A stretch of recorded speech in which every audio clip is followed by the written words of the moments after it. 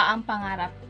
Para sa iilan, ito ay isang simpleng kagustuhang makapagtapos ng pag-aaral, makahanap ng maayos sa trabaho, o di kaya ay makapaglakbay sa iba't ibang dako ng mundo.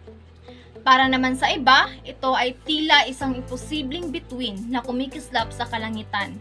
Laging tanaw, ngunit kailanmay hindi mararating. Ngunit, sa totoo lang, ang pangarap ay higit pa sa simpleng kagustuhan. Ito ang ating ilaw, ang gabay natin sa dilim, at ang nagbibigay saysay sa bawat hakbang at hirap na ating pinagdaraanan. Lahat tayo ay may kakayahang mangarap. Bata pa lamang tayo, tinatanong na tayo ng mga matatanda. Ano ang gusto mong maging paglaki mo? Karaniwan nating sagot ay doktor, guro, pulis, inhinyero, o di kaya kahit astronaut. Mga sagot na puno ng pag-asa, mga sagot na hindi alintana ang hirap at sakripisyo na kakambal ng bawat pangarap.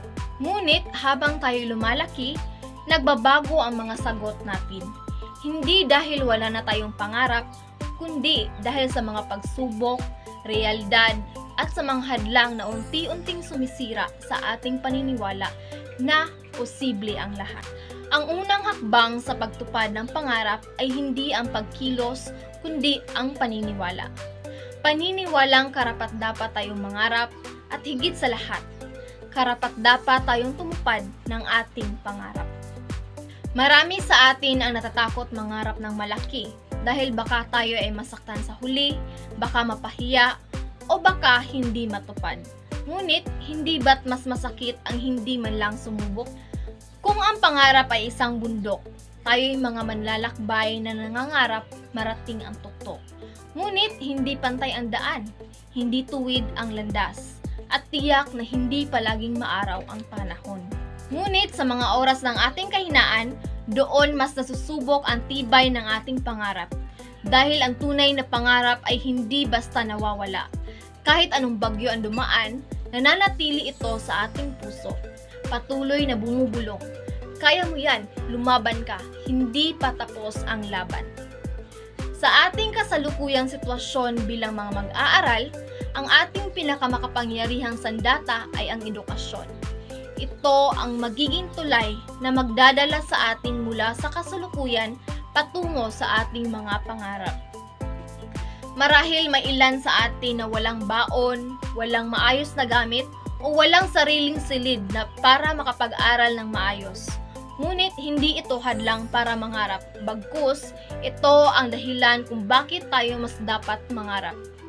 Ang bawat leksyon, bawat pagsusulit, at bawat pagod sa pag-aaral ay hakbang papalapit sa ating mga pangarap. Kaya huwag tayong susuko, kumapit tayo at magpatuloy. Dahil balang araw, ang lahat ng hirap ay magbubunga ng tamis ng tagumpay. Kaya ngayong araw na ito, nananawagan ako sa bawat isa sa atin. Huwag tayong matakot mangarap, huwag mawalan ng pag-asa, at huwag tayong susuko. Ang bawat isa sa atin ay may kakayahang baguhin ang ating kinabukasan dahil tayo mismo ang magsusulat ng ating sariling kwento. At sa dulo ng kwento nating ito, makikita natin ang ating sarili, masaya, matagumpay, at higit sa lahat, nakamit ang pangarap na minsan ay pinangarap lang.